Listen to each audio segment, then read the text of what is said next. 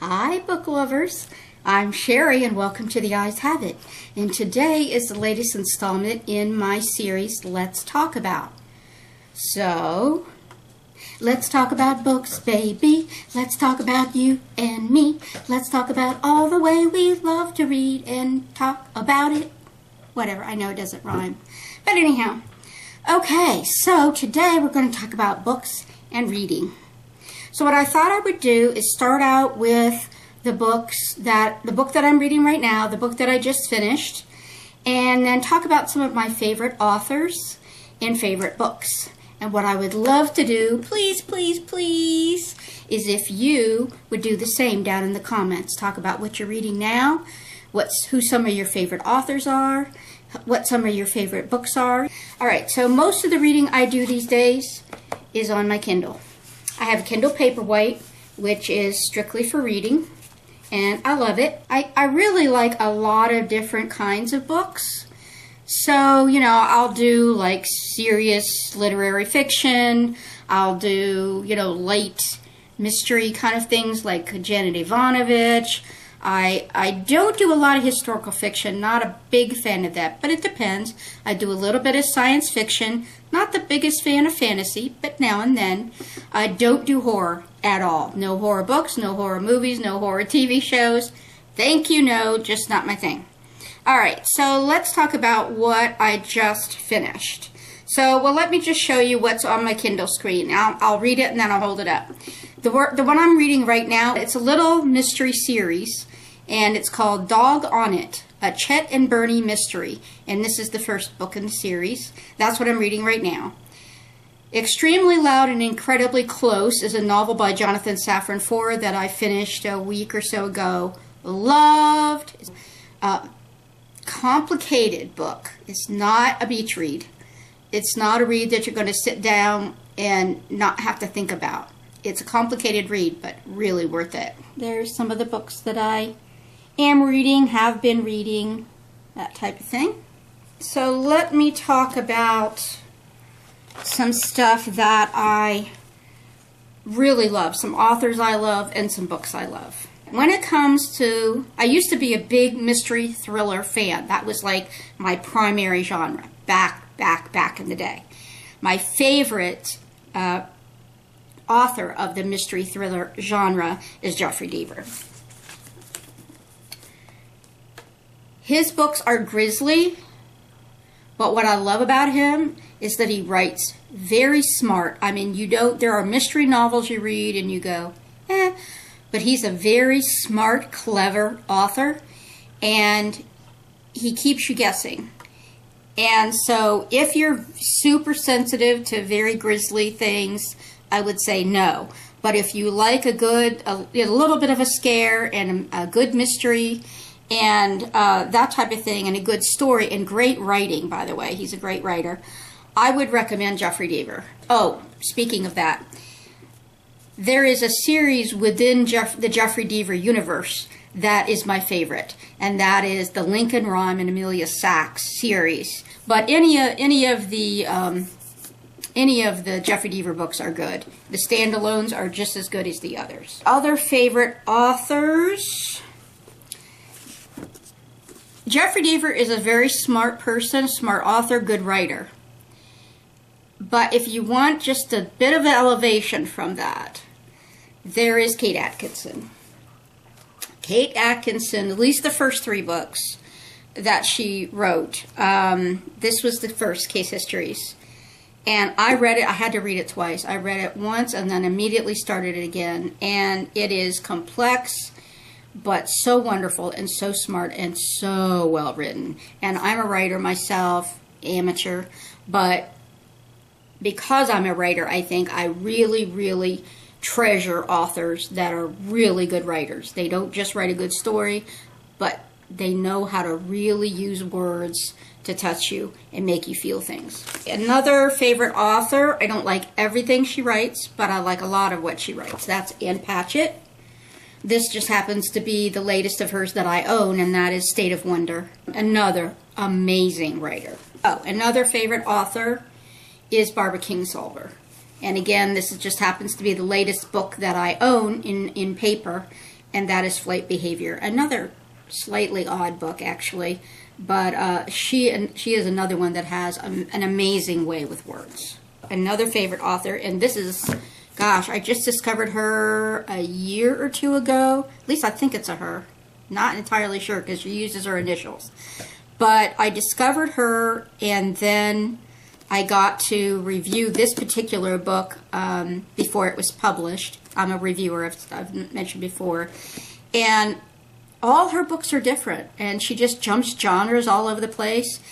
And I kind of like that because you never know what to expect. She keeps you guessing. And this one was probably my favorite of her books that I've read. I've read about 3 or 4 of her books so far. S.G. Rudling is the author. And this particular book is Damocles. It's a very, a lot of science fiction books are so complicated, and they have this like big universe of all these different people and all these different races and planets and stuff like that. But this is the simplest, quietest science fiction book I've ever read, and I think that's why I liked it. A lot of people didn't like it for that same reason. You look at some of the reviews, they're like, oh, there's no action, blah, blah, blah. It's a really nice book, and I think maybe a little bit more of a cerebral book. And I really, really like it. And some of her other books have been sort of mystery-ish. Like I said, she moves all over the place, but I've liked everything I've read of her so far. So let me talk about some of my favorite books. This one goes back a while. This was, I believe, originally published in 1984, 83 or 84.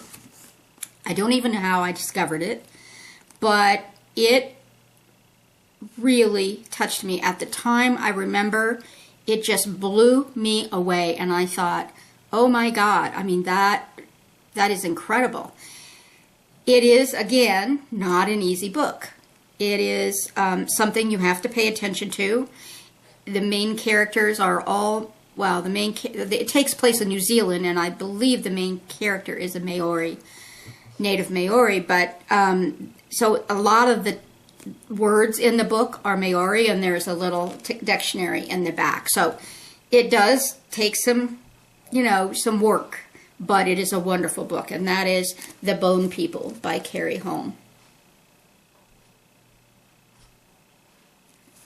Difficult to read in places, especially if you're a parent, because there's some child abuse in it. But that's not what it's about. That's just a piece of it. Another book that just blew me away. The year that I read it, now this one only goes back maybe 5 to 7 years. But this was another one that I was fortunate enough to be able to read before it was published. And I was very proud to be among the people that were screaming from the rooftops, go read this book right now. It's called The Things That Keep Us Here, and the author is Carla Buckley. It is about a bird flu pandemic in the U.S., but it's told from the perspective of one family, and I think that's what makes it so effective. So many other pandemic or, the world is ending kind of books, they go too broad and they kind of make it about everybody. But this is from the perspective of one family, mom and dad and 2 kids, I think, 2 or 3 kids. And it's not horror at all, but it's like realistic horror. It's scary because it seems so real and could be real. And, of course, The Help by Catherine Stockett. Amazing book, amazing movie. Another book that I highly recommend is a nonfiction book called The Immortal Life of Henrietta Lacks. It's by Rebecca Skloot.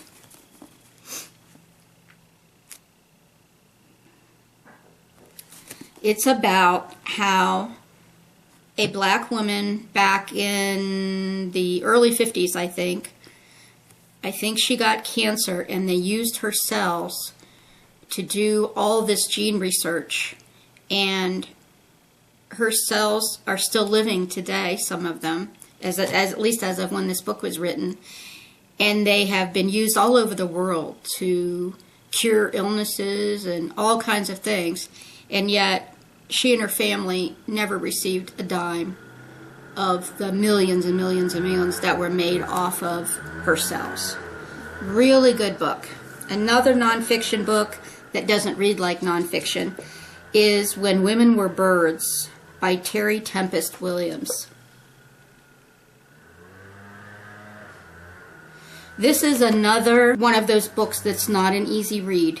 Not because there's anything awful, horrific, or anything like that.